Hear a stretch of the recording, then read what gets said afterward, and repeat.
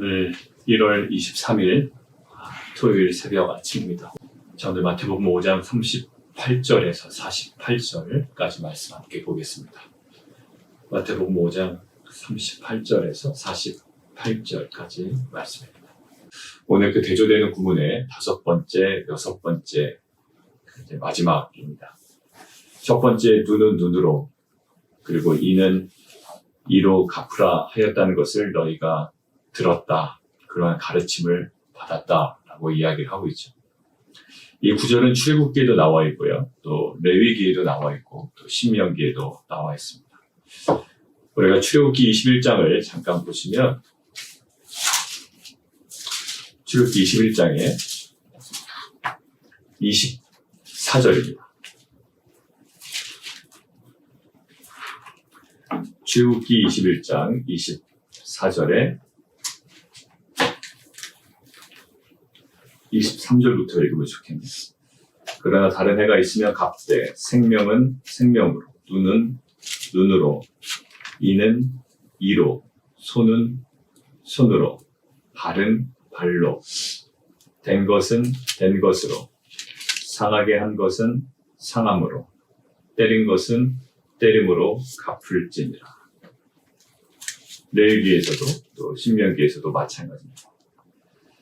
재판관들이 선고할 때 표준으로 삼았던 그런 규칙들이죠. 여기에 담긴 의도는 뭘까요? 이렇게 반드시 보복해야 한다라는 규정이 아니고, 보복의 한계를 정하는 데 목적이 있었습니다. 더 이상 넘지 말아라. 왜냐하면 인간의 죄성을 내버려 두면 그 이상의 보복을 하기를 원하죠. 그러니까 보복의 한계를 정하는 데 목적이 있습니다. 그러니까 그 이상의 보복을, 그것을 초과하는 보복을 제한하고 금지하기 위함이었죠. 그 이상 보복하지 말아라. 근데 지금 예수님께서는 그 어찌 보면 피해자 입장에서의 권리 아닙니까? 뭐가요? 보복이요. 그런데 그 권리 제한 규정을 피해자 입장에서의 어떻게 좀 행할 수 있는 권리를 제한하는 규정을 지금 어디에까지 가요? 권리를 포기하는 규정으로 가신단 말이에요. 피해자 입장에서는 이 정도 보복까지만 허용할게 라는 것이 구약의 메시지였어요. 피해자가 행할 수 있는 권리, 그것들이 이 정도까지만 제한한다. 그 이상 초과함이 안 된다라는 권리 제한 규정을 오히려 권리 포기 규정으로 해석하고 지금 요구하고 계시죠. 누구에게? 천국을 소유하고 천국을 소망하는 하나님 나라의 그 백성들에게 요구하고 계시는 거예요. 왜 그럴까요? 보복법으로는 도달할 수 없는 그런 경지가 있습니다. 그 악인들에 대하여, 자기에게 피해를 준 사람들에 대하여 그 보복법으로는 제한된, 권리를 제한시켰지만 그 보복법으로는 다가갈 수 없는 경지가 있어요. 그런데 우리가 보통 할 수 있는 거 있습니다. 야, 싸우지만 마라. 보통 이렇게 이야기만. 야, 싸우지만 마라. 그것은 뭐죠? 싸우지만 않는 것, 싸우지 않는 것, 이것을 최고선으로 보지는 않는 거예요. 야, 거기까지만 하지 말라라는 건 뭘까요? 그 이상이 더 좋지만 할 수 없으니 그 정도라도 좀 유지했으면 좋겠다라는 최저를 이야기하는 거죠. 지금 최고를 이야기하는 것이 아니라 최저를 이야기하는 것보다 아주 한계를 이야기하는 거예요. 그 리밋을 이야기하는 거죠. 여러분들, 관계에서 제일 우리가 양심의 가책 받지 않고 할 수 있는 태도가 뭐냐면 회피하는 겁니다. 관계도요, 들이받는 사람들이 있죠. 그래서 들이받는 사람들 옆에서 보니까 보기가 안 좋아요. 꼴보기가 싫다고요. 볼상사납다고요. 뭐 이렇게 절제하지 못하고 제어하지 못하고 있는 그대로 그냥 다 드러내고 사람들은 항상 트러블을 일으키고, 이거 옆에서 보기가 영 불편하거든요. 그래서 그 완충지대로 들어갑니다, 사람들이. 어디로 들어갈까요? 나는 피해도 주지 않아.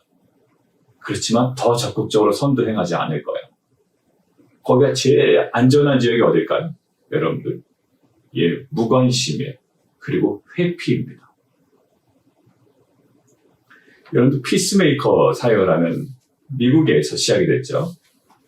켄산대라는 그 교수님인가요? 목사님께서 이제 시작하셨던 피스메이커인데, 피스메이커의 그 갈등 상황에 대한 그 그래프를 제가 한번 본 적이 있어요.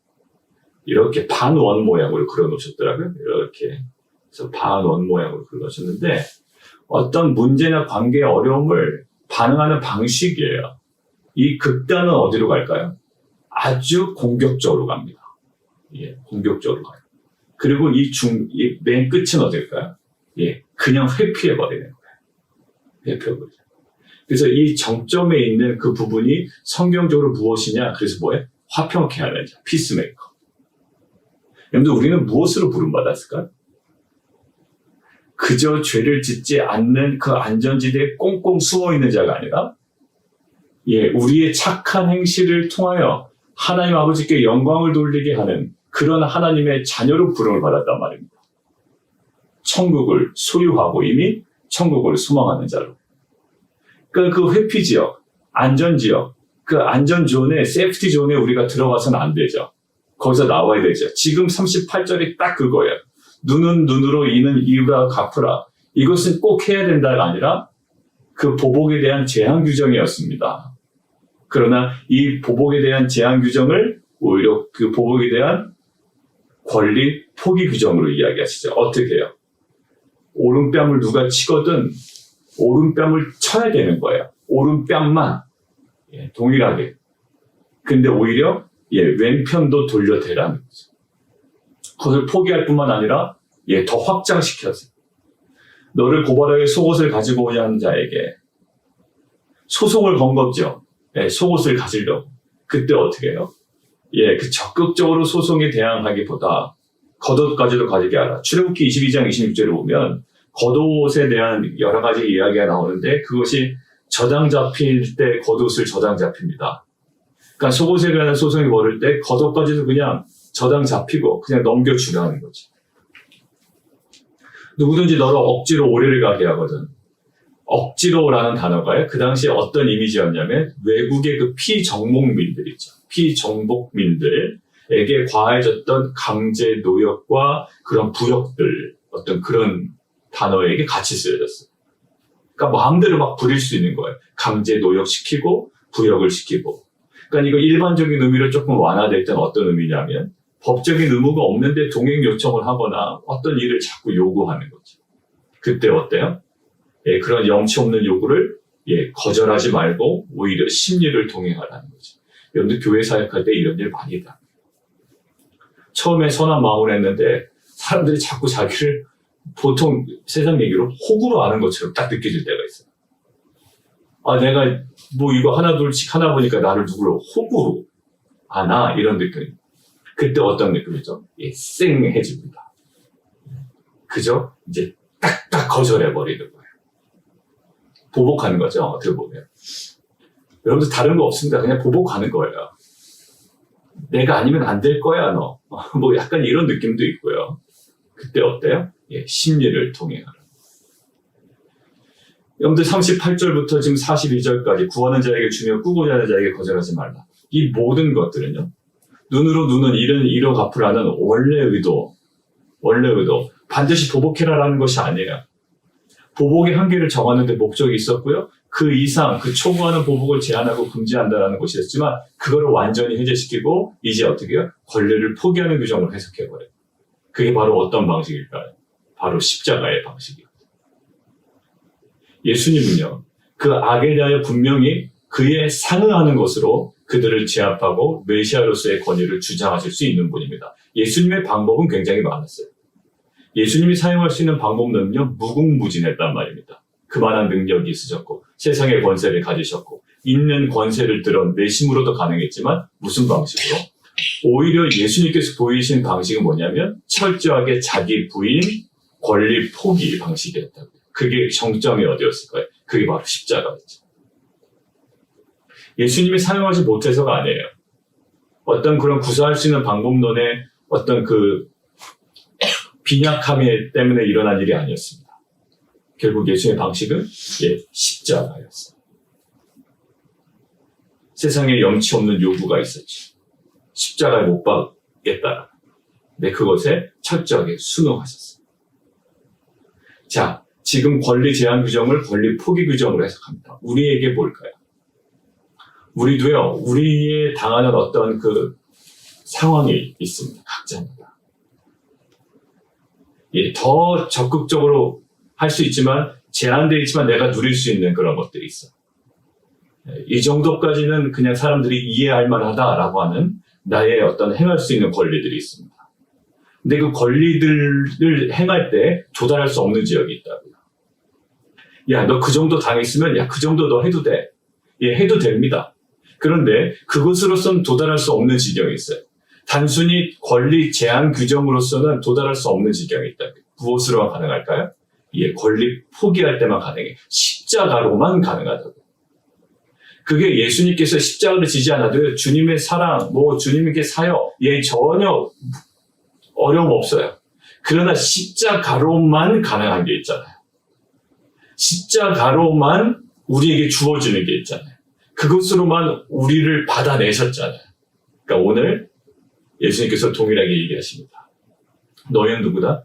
하나님 나라의 통치를 받는 제자들이다. 그런 하나님 나라의 통치를 받는 제자들의 어떤 특성이 있다? 내적 특성이 있다라는 거예요. 나는 그냥 받아버릴 거야. 안 돼요, 여러분들. 그건 애국 방식입니다. 내가 이 정도 받아내 나도 안 돼요. 그건 철저하게 애국 방식이에요. 옛사람 방식이라고. 자, 지금 구약과 신약의 계명의 적용이 다르죠. 왜 그럴까요? 과거에는 어땠습니까? 과거에는 이것이 그 정도였던 거예요. 굳은 마음을 가진 옛시대 사람들을 위한 것이었다. 그 계명은 눈은 눈으로 이는 이로 갚으라. 왜냐하면 더 이상 보복할까봐 그 정도예요. 그러니까 수준이 그랬다고요. 옛시대 사람들은.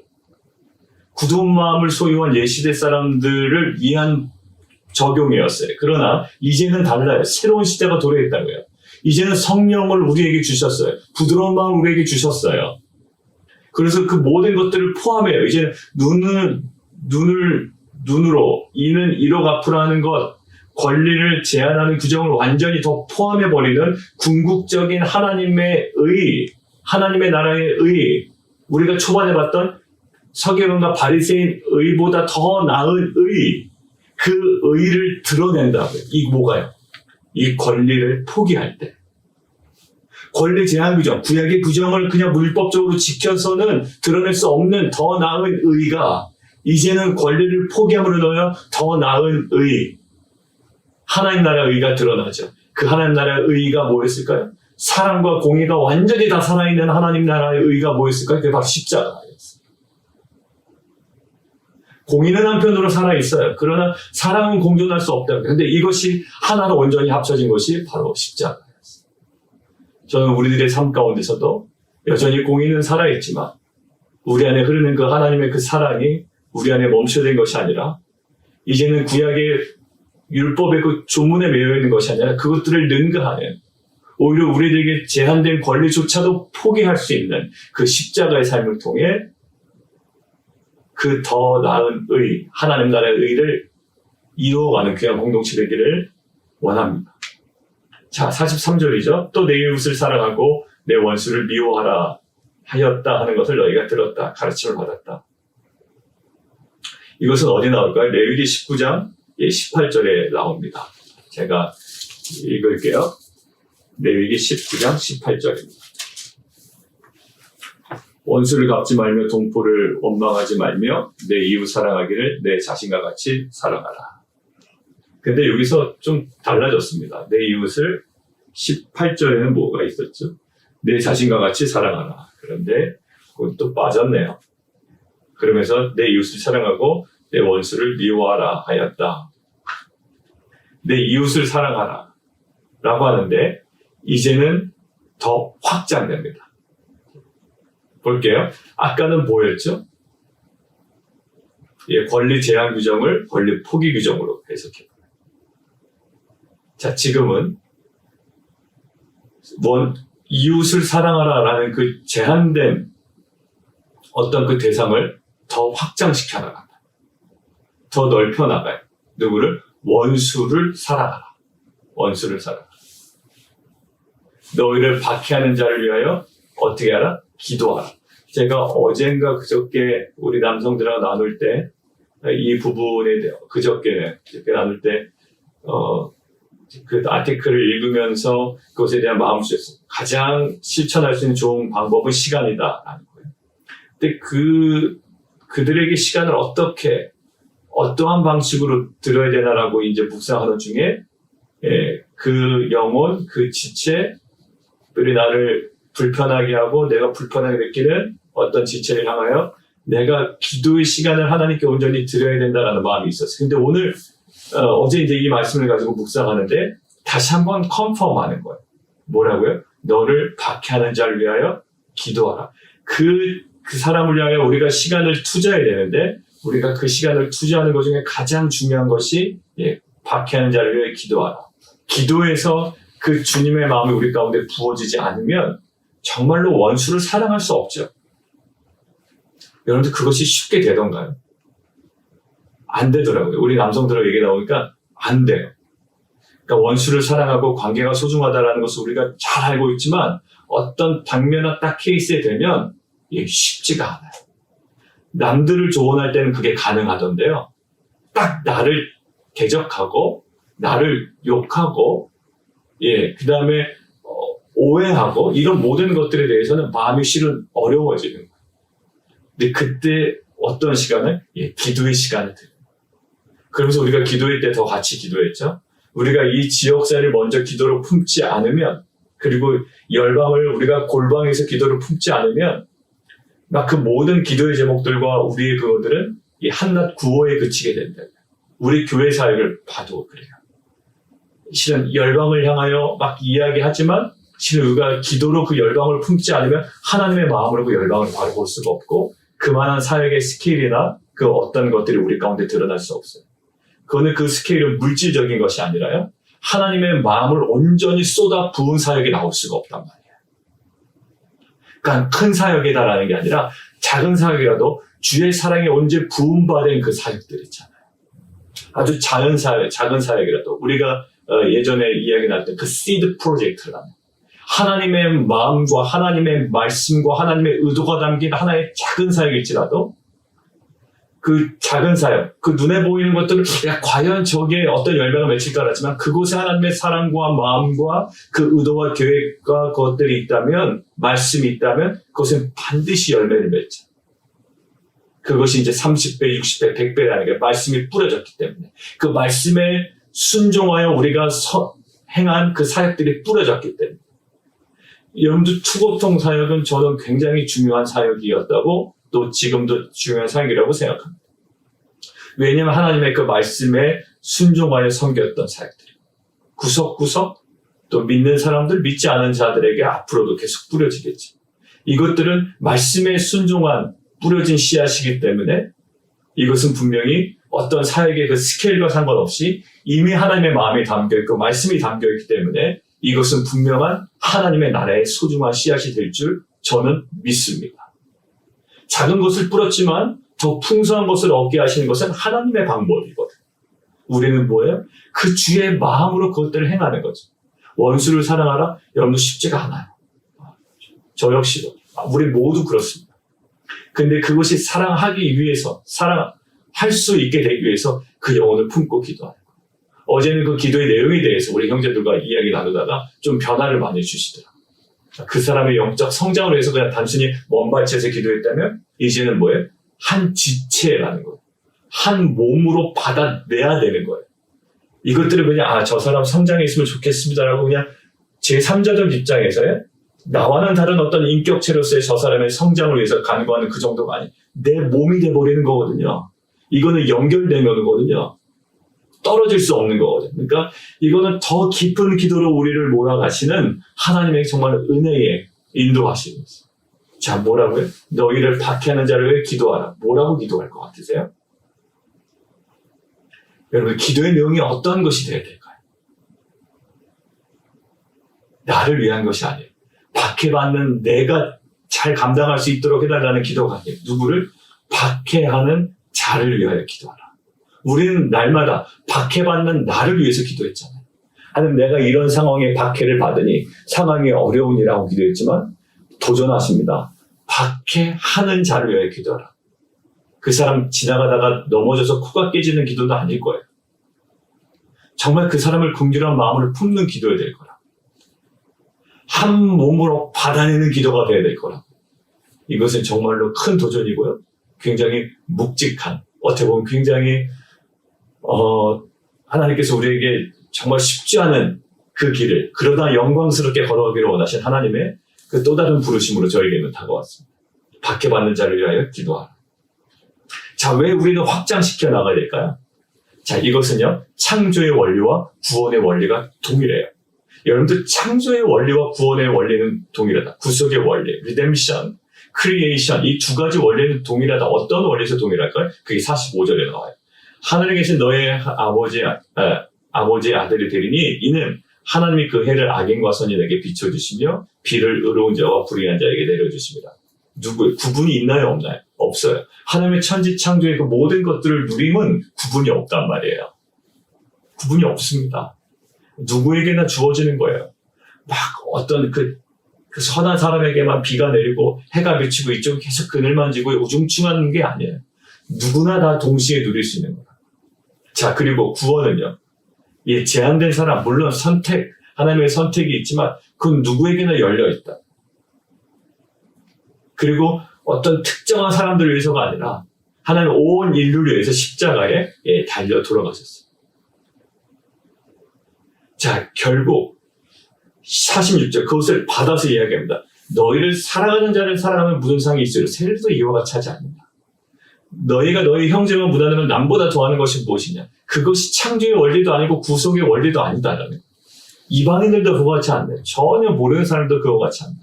그러니까 그러므로 하늘에 계신 너희 아버지의 온전하신, 이 온전하신 뭐죠? 한계를 두지 않는 사랑의 그 본질을 얘기하는 거예요. 한계를 두지 아니하시는 그 사랑의 본질처럼 항상 선을 행하고 또 어떻게 해야 된다? 포기하지 않아야 된다. 온전하심과 같이 너희도 온전하라. 어떤 그 도덕적인 행위에 관한 온전함이 아니라 이 온전함은 분명한 기준이 있을 거예요. 뭘까요? 행위의 온전함이 아니라 하나님과의 관계의 온전이. 하나님과의 관계가 온전하면, 그 주님과의 관계가 온전하면 우리는 심령이 가난한 자가 됩니다. 그리고 관계가 온전하면 우리는 애통하게 됩니다. 의를 위하여 핍박받을 때 그것을 우리의 최고의 행복으로 알고 기뻐하게 됩니다. 우리의 온전함, 하나님과의 어떤 관계의 온전함이었어요. 여러분들 한번 정리하겠습니다. 여러분들 싸우지 마라 라고 하는 계명이 여러분들 우리 가운데 그것이 계명이 다라면 어떤 선택을 할까요? 싸우지 않고 골방에 들어가 있을 거예요. 여러분들 이것을 진정한 피스라고 할 수 있을까요? 부모가 자녀에게 너네 싸우지 마 라고 한다고. 싸우지 마 라고 했던 그 담긴 의도는 뭘까요? 너무 싸우니. 일단 그거는 면해보자라는 거 아닙니까? 싸우고자 하는, 얘가 나한테 뭐라고 했고, 나도 이럴 권리가 있고, 서로 이것에 대한 어떤 것들을 제한되게, 야, 싸우지 마라고 하는. 근데 싸우지 마라라는 그 계명과 그 명령에는요, 진정한 피스는 없어요. 진정한 회복은 없다고요. 어디로 더 나아가야 될까요? 더 적극적인 어떤 모습으로 가야 돼. 그게 뭐예요? 그게 사랑이라. 싸우지 마보다 더 싸우지 마라는 그 동일한 결과를 얻을 수 있는 더 근본적인 계명이 뭘까요? 사랑하는 거예요. 싸우지 마로 얻을 수 있는 게 바로 이거라면 그냥 조용하고 눈에 보이는 어떤 그 다툼의 모습은 없는 거라면 여러분들 사랑해라라는 이 명령에는요. 이 모든 것들을 담고도 남을 만한 더 풍성한 경지가 있고 그 모든 그림들이 있다. 주님께서 이제는 옛사람들에게 필요했던 구약의 굳은 마음을 가졌던 옛사람들에게 필요했던 이 율법에 대한 적용을 이제는 새로운 시대가 열렸어요. 이제 천국을 소유하고 천국을 소망하는 자로서 이제 우리에게 필요한 것들을 새롭게 적용해 가십니다. 이제는 우리는 성령을 통하여 이 부드러운 마음을 입은 자들이에요. 이제 우리의 적용이, 이 말씀의 적용이 어제처도 얘기했지만 아주 개인적인 적용, 나에게 유리하고 자기중심적인 말씀의 적용이 아니라 이제는 하나님 나라를 소유하고 소망하는 자로서 하나님의 나라의 의, 더 나은 의를 우리가 삶으로 살아내고 또 그것을 통해서 하나님 나라를 확장해 나가는 귀한 공동체가 되기를 원합니다. 마지막 절 읽고 마치겠습니다. 그러므로 하늘에 계신 너희 아버지의 온전하심과 같이 너희도 온전하라. 어떤 행위의 1서부터 100까지의 온전함이 아니라 하나님과의 그 관계의 온전함을 통해 정말로 그 팔복의 삶을 정말 기쁘게 살아갈 수 있는 그 우리에게 주어진 권리 제한이 아니라 권리 포기까지도 우리가 능히 감당할 수 있는 그 십자가의 삶을 통해 하나님 나라를 이뤄내는 귀한 공동체 되기를 원합니다. 우리 함께 기도하겠습니다. 권리 제한 규정이었습니다. 그런데 그것을 오히려 권리 포기 규정으로 해석하고 도전하시죠. 권리를 제한하는 것만으로도 실은 잘하고 있는 거예요. 그 정도까지 잘하면. 근데 오늘 얘기하죠. 너희를 사랑하는 자를 사랑하는 것. 예, 사랑하는 자를 사랑하지도 못하니까 그 정도까지만 해도 잘하는 거예요. 형제에게도 무난도 제대로 못하는데 형제에게 무난하는 것도 괜찮은 거죠. 그러나 하나님은 더 확장시켜 나가세요. 원수를 사랑하고 너희를 박해하는 자를 위하여 기도하라. 이 말씀 앞에 그냥 우리는 그냥 웃음으로 떼어버립니다. 저도 그랬어요. 아유, 당연히 그래야죠. 근데 잘 안 돼요. 그냥 그렇게 떼어버렸어요. 그런데 하나님께서는 우리에게 말씀하세요. 어떤 깨어진 관계도 허용하지 않으세요. 그게 바로 십자가의 결과이기 때문에 그래요. 그것을 당연한 것으로 여기질 아니하시고요. 하나님 나라의 통치를 받는 제자들의 내적인 특성으로 얘기하십니다. 어제도 얘기했죠? 내면화되어야 되고 우리 안에는 그 말씀이 더 확장되어야 되고 더욱더 철저해야 되고 그것을 능가해야 되고 초월해야 되고 어떤 면에서는 철저하게 우리 자신을 무시해야 될 때도 있어요. 그게 바로 십자가의 방식이에요. 이제는 가능하다라는 거예요. 새로운 시대가 도래했고 이것들을 우리 안에 가능한 것이라 도전합니다. 하늘에 계신 너희 아버지의 온전하심과 같이 너희도 온전하라. 그냥 웃어서 넘길 문제가 아니에요. 그게 바로 사라의 웃음이었거든요. 하나님 진지하게 말씀하시는 데 피식 웃어 넘겨요. 예, 우리가 마찬가지입니다. 이 말씀이 우리 가운데 가능하다고요. 예, 우리가 먼저 그 기도하는 자리를 우리가 섬겨 나갔으면 좋겠습니다. 너희를 박해하는 자를 위하여 기도하라. 이 기도의 능력을 사모하며 이 기도를 통한 우리의 삶의 변화와 주시는 열매들을 경험하는 공동체 되기를 원합니다. 이것이 바로 하나님의 나라예요. 이 하나님의 그 나라의 그 영광스러움을 우리 삶 가운데 사회 가운데 온전히 드러내게 해주십시오. 함께 기도하며 나가도록 하겠습니다. 우리 함께 또 기도할까요? 여러분들 미국에 좀 오래 있다 보면 한국과는 좀 다르죠. 한국과는 좀 달라요. 대부분 그렇진 않습니다. 그러나 여러 가지 교회 공동체에 상처가 있고 관계에 상처가 있으신 분들은요. 신앙의 태도가 딱 이렇게 고착화되는 경우도 가끔 봤어요. 내가 받은 만큼만 줄 거야. 그리고 내가 받은 대로는 돌려줄 거야. 약간 이 정도예요. 근데 여러분들 그런 삶에 생명의 역사는 잘 안 느껴져요. 안심이 되거나 은혜가 되거나 회복이 되거나 이렇게는 안 느껴져요. 그래 내가 저 사람한테 피해는 당하지 않을 거라는 안심되는 마음이 있지만 거기에 생명과 은혜는 없다고요. 어떨까요?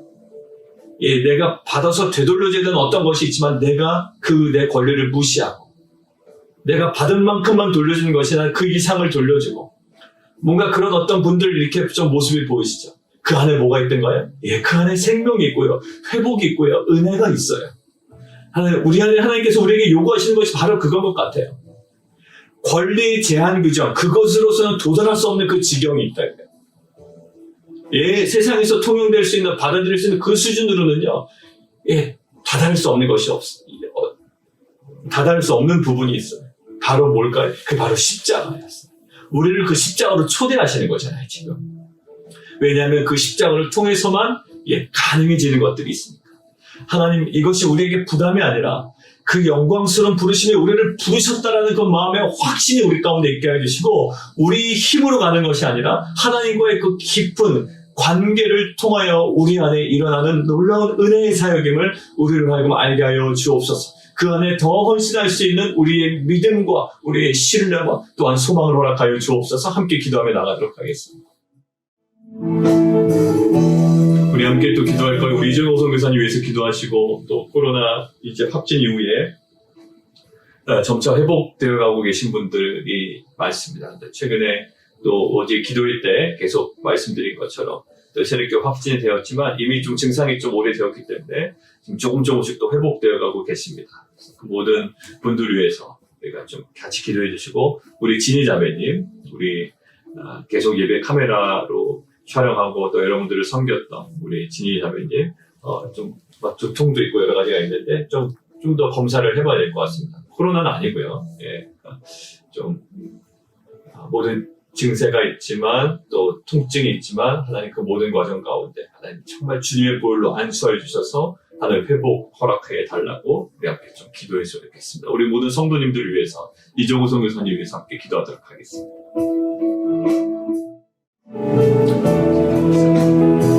살아계신 주님, 온전하신 주님을 닮아가는 삶, 그리고 천국을 소유하고 천국을 소망한 자로서 하나님 나라의 백성으로 살아가는 그 도전을 오늘까지 그 6가지의 그 삶의 여러 가지 모습 속에서 우리에게 도전하시고 요구하셨는데, 우리가 자주 마주치는 일상이었습니다.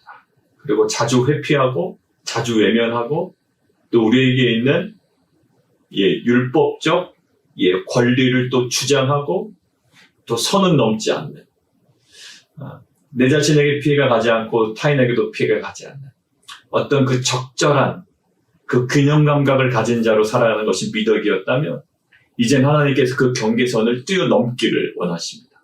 그 한계를 초월하고 그것들을 능가하며 더 확장시키고 더 내면화되고 더 철저하게 그 말씀을 절대화시켜서 우리 삶으로 살아가기를 원합니다. 하나님, 너무나 벅찬 부담되는 것이 아니라 이것은 신자에게 주어진 영광스러운 기름을 알아 우리가 더욱더 그 삶으로 헌신하며 나아갈 수 있도록, 그 십자가의 삶을 살아가며 팔복의 삶으로 정말 하나님께 영광 돌리는 자들이 이 땅 가운데 다시 한번 회복되는 귀한 사역에 우리가 쓰임받게 하여 주옵소서. 하나님, 빛과 소금입니다. 하나님, 머물러 있을 수 없습니다. 계속 움직여야 되고 확장해 나가야 됩니다. 하나님, 그 사역에 어떤 유무형에 보이지 않는 곳에서 헌신하고 있는 귀한 성도님들 가운데 하늘의 은혜를 부어주시고, 특별히 건강으로 지금 여러 가지로 통증으로 또 고통받고 있는 성도들에게 주님의 보혈의 능력으로 또 치유의 은혜 허락하여 주옵소서. 예수 그리스도의 이름으로 감사하며 기도드리옵나이다.